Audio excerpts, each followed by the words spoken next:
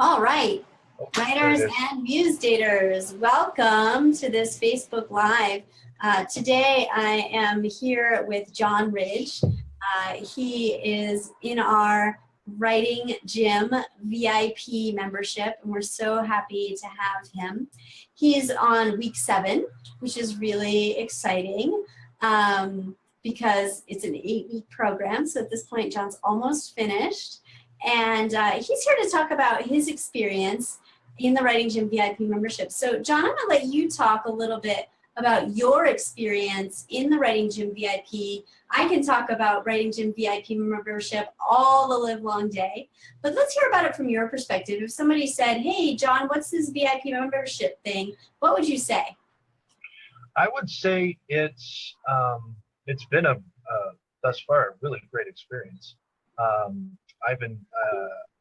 I've learned a lot, and I've also learned a bit more about myself as a writer, and I've learned about where I've learned that I did in fact have strengths that I wasn't necessarily unaware of, and I was like, oh, I think this might be a strength, and then I find out later, yeah, it's a strength. The coaching is definitely also, there's so many, it's hard because it's hard to parse out because there's a lot of different elements that have definitely been helpful about from this this program. From the content to the coaching to the writing salons that we've been taking a part of, it's been a very very comprehensive experience because there's the education from the modules, which I always learned something. I always learn. I mean, and then you also find out, oh yeah, you do know things, which is also important. This is, and the thing that's also very important about this program is that you learn that you do have your writer potential. You do have something to work with.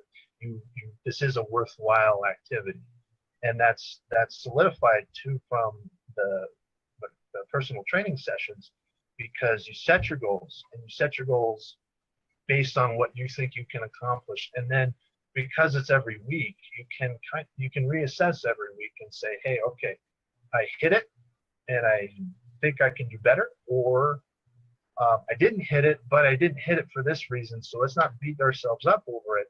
Let's reassess, make sure that was a realistic goal. Generally, it usually is. It's just that sometimes life gets in the way, things pop up out of nowhere.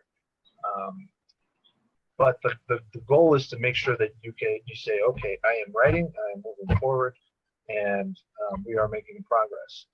And for me especially, that's been helpful because by setting these goals with the accountability, I've actually started to develop habits that I didn't previously have, which has been helpful. I'm definitely somebody who falls into the category of world builder's disease sufferer. I don't know if everybody suffers from this, but that's sort of where you sit down and you're like, oh, okay, I'm going to do some stuff. And you get on Wikipedia, and then 5 hours later, you haven't accomplished anything, but you know some of the most minuscule minutia information about the most obscure subjects, and it may or may not ever actually end up in your work. You know things, but you don't necessarily, you're not able to apply them. But I've been able to use these goals to get a handle on that kind of thing. And it also is an empowering thing, because then you say, oh, well, maybe I don't need as much research time as I think I did. Mm-hmm. Or you can be a little bit more selective about what you actually need to be researching. Because definitely that is something that gets pointed out. I don't know if I want to talk out of class, but it's a form of procrastination, maybe. And what's good is that it's helped to at least provide me with some focus on what I need to properly be focusing on and be more productive, because I have been hitting my goals, and I do have a clearer idea of where I'm going with my current work in progress. Pardon me. And that has been very valuable. it's one, I mean, because anybody can, you can sit there and get a reading list. Here's how to do grammar. Here's how to do this. Here's how to, but this is a side that doesn't always get covered in that kind of content, where it's like, okay, you're doing the work, but are you doing the work, so to speak? So I think it's definitely for people who need that focus or need that sort of direction from, you know, people who are here to help guide you along the way. Yeah, but it sounds like there have been a lot of benefits for you from Yes. being in this program. And, you know, not only that, you said something that I thought was really important around finding out what your strengths were. Yeah. And, you know, so many writers talk about, you know, I don't know if my writing's good enough. I don't know if I'm going to get published. So what was it, you think, about the Writing Gym VIP membership that helped you to see that you are a strong writer and what it is that you're strong at? Well, because I don't have an English degree, there's always going to be a bit of the imposter syndrome that I'm dealing with. There's always going to be that sort of, oh, I haven't read enough books, or I haven't read all the books, or blah, blah, blah. But, and by learning what's being taught in the Writing Gym, I'm more confident that that's not going to be what holds me back. What's probably going to be holding me back is my own limiting beliefs. And one of the things that's been helpful, especially with the writing salons, has been, okay, one of the things that a lot of the feedback that I get a lot is the my usage of vocabulary, my precision in what words I choose, also the economy of words, and this is actually something that's been consistent throughout my writing critique, even prior to, and it's nice to know I still got it, so to speak, is the economy of words. When I do write a sentence, try and say it in 5 words when other people end up saying it in 8 or 10. Also, the setting up of expectations and then subverting the how you think it's going to go as a sort of a surprise without the goal is to try and, you know, make it look like it's not coming out of left field, which is important. But that's sort of like, oh, I see what you did there kind of reaction. That's also been one of the things that I'm feeling more confident about that I can say about my work. But I think the other thing is the imposter syndrome. It's going away more and more. And I think the other thing that's important to mention is the focus on what you're doing right. And we're not necessarily worrying right now about what we're doing wrong, but more about what you're doing right. And I think the thing that's important with that is you're doing it right, and so you tend to gravitate towards doing the right thing more often as opposed to avoiding the wrong thing, which ends up, it's like riding a bike. Don't run into the tree. What do? You run into the tree. So a similar kind of thing with this, and it's good to have that repeated enforcement of that the repeated positive reinforcement. I think I drank too much coffee, but that's very helpful because it helps reinforce those pathways, so to speak.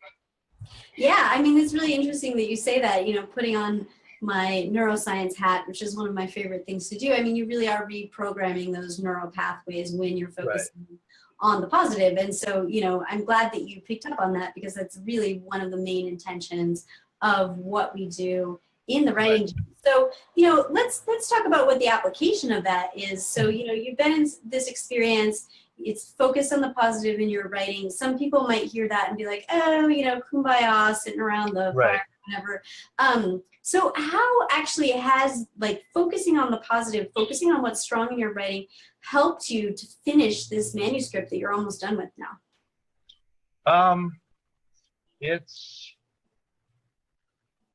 it helps get it done. The thing is like I've had some negative experiences in my writing journey, as it were, and while they were intended to be illuminating, they also can be very crippling too.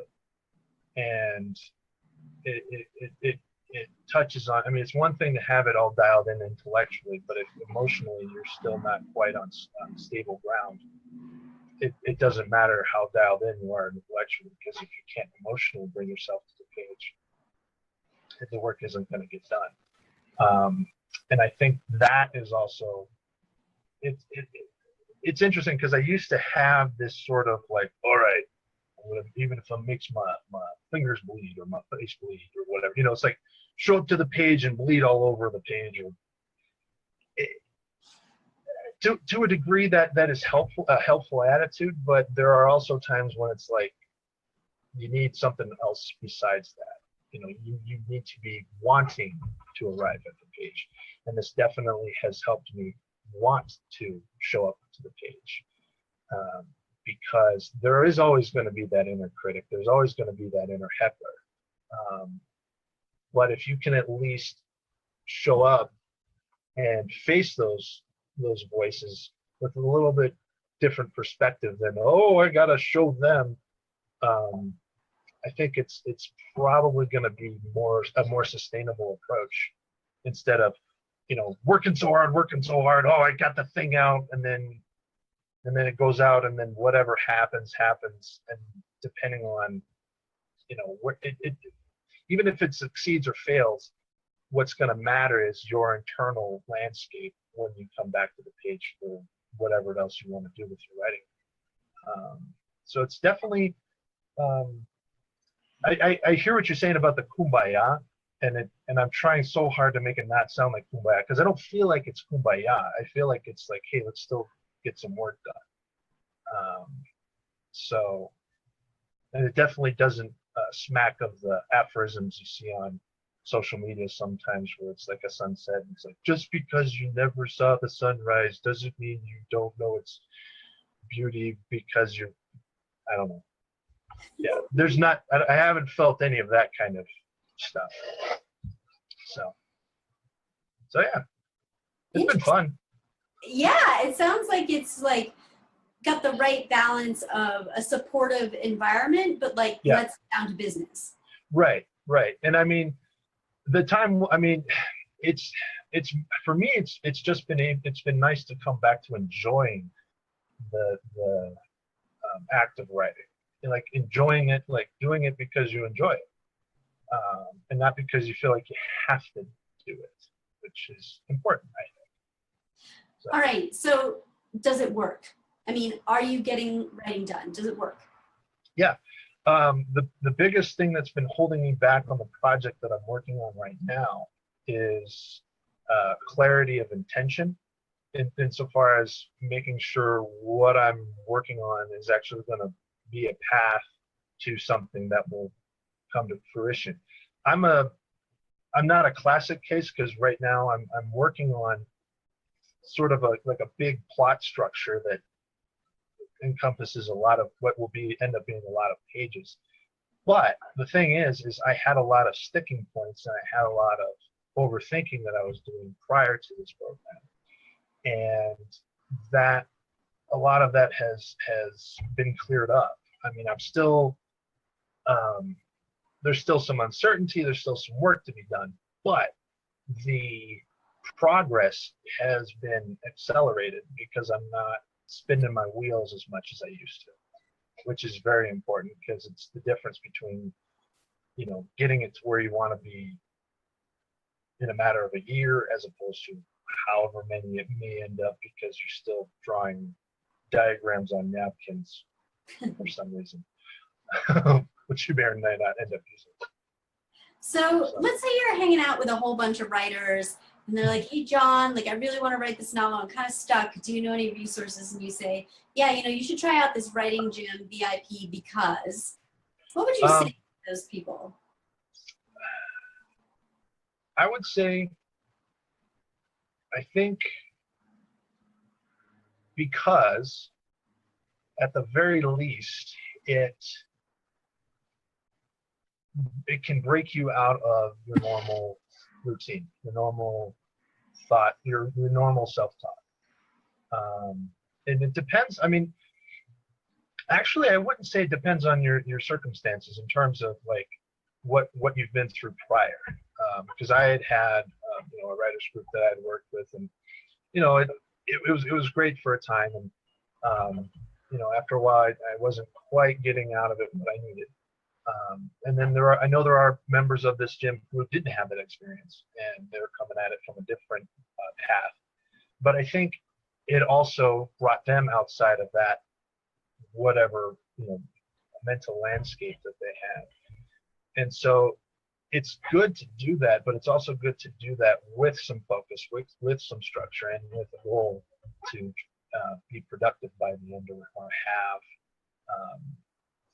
you know, if you're not already at your goal, you're at least on the path to get that goal done along the way, as long as you know, maintain. So it's one of those. Well, was it Einstein? I don't know. This is one of those internet quotes that I always wonder about. It's like the definition of insanity is repeating the same action, hoping for a different result. This would definitely be that sort of, let's do a different action, maybe we'll get a different result. Yeah, and it sounds like maybe like the positivity angle gives it a whole new lease on right. writing. Right. Because it's not Yeah. like maybe some other writing groups that you've done. Does that sound accurate? Well, and then there's also the whole bit, there's this notion, this romantic notion of the tortured artist or the tortured writer, where it's like, I can only create unless my soul has been torn and stained. And I don't know if that's necessary. I mean, I think it happens anyway, but you don't necessarily need to be picking at your scabs all the time. And I think the positivity angle definitely would help break out of that. And certainly, I think, especially if somebody is one of those, like, I can only create when I'm in pain. It's like, dude, just try it this way and see if maybe we have a different outcome. Maybe you're not writing weird poetry all the time. I don't know, but yeah. I definitely think it's a valuable way to approach it. Gotcha. It's So more sustainable. You're talking about positivity, and Mhm. you know, I'm thinking about feedback. So how are you getting quality feedback on what you're actually writing that isn't just like, I really like your book? Like how are you getting the kind of feedback that's moving your writing forward? Well, the thing, it's been mentioning the actual thing that I'm doing. Whether it's not just, oh, I like this because it moved me. It was, here's what you did, and here's how that affected my view of the story, and here's why what you did that affected my view, why I liked it. That's that is the kind of feedback that you want, I think. It's not enough to just sit there and say, yeah, I liked it, I did. But it's important to know why you got it right, because then that also becomes, okay, so I did it, this is what I did, and this was the right thing. That becomes a repeatable action. Mm-hmm. It's like a science experiment or science paper. We did this and this happened, and then if it's a repeatable action by somebody else who repeats the action and gets the same results, there might be some merit to the methodology of the experiment. Same thing with this. They tell you, okay, you did this, you did this, you did this. If you can repeat that, this, and this, not so much that it becomes your formula, but because it's like, this is I'm intentionally, this is what I think the story needs, and so I'm going to intentionally do this, and it will, and I have confidence that it will elicit this result. That's an important thing, to be able to have intention and then also have reaction. Now, obviously, you send it out to 100 people, you're not going to hit everybody the same way. But I mean, at least at the end of the day, you've hit a point where you're not just sort of throwing words on the wall and hoping something happens, which is not a good place to be. Right, right. So if I'm understanding you correctly, I think that what you're saying is that the feedback that you're getting is really based in the principles of craft. Yeah. Mm-hmm. Great, that sounds amazing. So, like you talked about talking out of school. So, you know, you mentioned a whole lot of elements around like accountability and writing salons and, you know, for those people on the outside, why don't you just tell us like what is your favorite part of the writing gym and why? What impact that's had on your writing? I would say my absolute, if I had to pick a favorite, would be the salon. Mostly because the feedback is immediate, which is not something a writer is used to. Usually it's, oh, hey, could you read the thing? And then sometime later they come back and after they've read the thing, they say this. But when you get that immediate feedback, it's a lot easier to see the connections between what you've done and how the reaction you've created. And it also feels, it feels very empowering. And even though, I mean, and this will sound a little kumbaya, but it is nice to just sit there, do a thing, and then learn about what you're doing right. It helps build confidence. It helps build self-esteem. It helps build your craft too, because then you can sit there and say, okay, well, this, you know. And it also gives you an opportunity to see what other people are doing and what they're doing well, and see if you can learn from them as well, especially once it gets pointed out, or even if you notice what they're doing well and tell them what they're doing well, because then it also feels good to let them know how they're improving. It's a very, I know I'm not as well versed in neuroscience, so I'm sure there's like a neurotransmitter pathway that, you know, dopamine or something, that helps your brain function and come to the page a little bit better, because we're going through this experience. Yeah, and so you said earlier that this experience in the Writing Gym VIP, that you'd taken classes before, but that the Writing Gym VIP was a different experience. And the Writing Gym VIP is a program, it's not a class. So can you help to explain like what that means and how that really augments the experience to help you to become a successful writer? I mean, from the participant's point of view, like what it's like to be on the receiving end of something that's not just like a teacher going, here's what you should do, and this is how this works, but that there's more to it than that.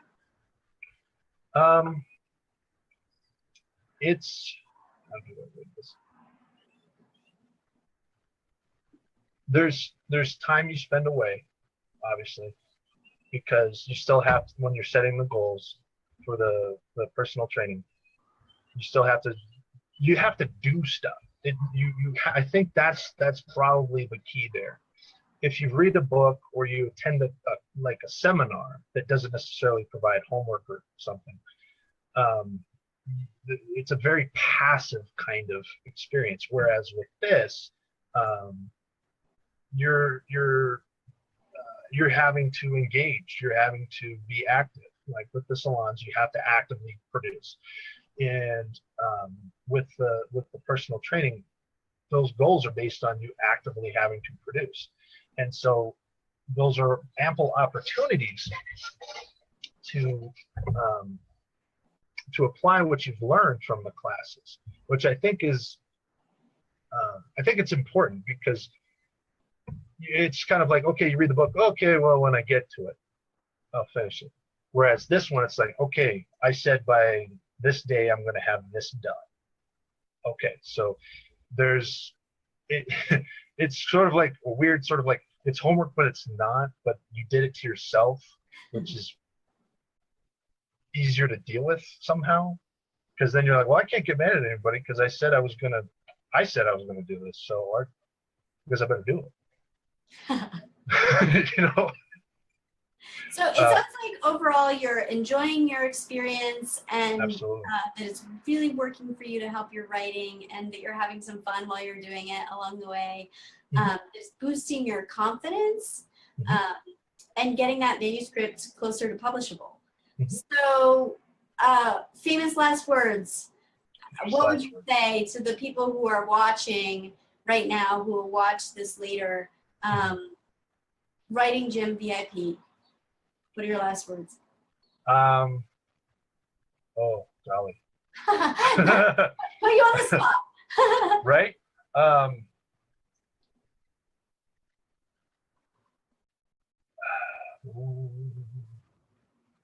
I would say, do you know what you're made of? And if you don't, are you ready to take a step towards finding out? And this is the other thing. This is the other thing I say behind the backs of people who do this, because it's like when I say, "Oh yeah, I'm working on a book," people say to me, "Oh yeah, I've always wanted to write a book." I'm like, "Okay, have you always wanted to write a book, or are you just saying that because you want to sound cool? Like, which one are you? Are you the one that actually wants to write a book, or do you just want to sound cool in a social setting?" Where are you? Where are you at? Show me who you are, what you're made of. That would be, think about that, and then think about what you're willing to go after to try and make that a reality. If that's your goal. I don't think you can fit that on a tombstone. But anyway. Maybe we'll make it into a T-shirt. Yeah, sure. It just wraps around the whole. Yeah. All over the shirt. Yeah. It's just all over the place, and they're like, "How do you?" And so you just walked around with people going, "What? How do you?" Anyway. John, it's been an absolute honor to work with you in the Writing Gym VIP, to watch you grow as a writer and expand and, you know, break out of that world builder's disease and actually get pages written. And thank you so much for your time and sharing your experience with the people here, so that they can know firsthand, not just me like talking about the Writing Gym. So we really value you, and we can't wait. I can't wait to put your book on my shelf over there, because I know it's going to happen. So thank you for your time. Well, thank you. Appreciate the time. So if you'd like to know more about the Writing Gym VIP membership and how you can get your manuscript finished, boost your confidence, and become a stronger writer, I'll post a link, and you can book a call with me. You can drop right into my calendar. We can talk via phone. We can talk via Skype, depending on where you are in the world. We have people in the Writing Gym from all over the world, and we'd love to have you join us if you're serious about publishing and becoming a better writer. Thanks.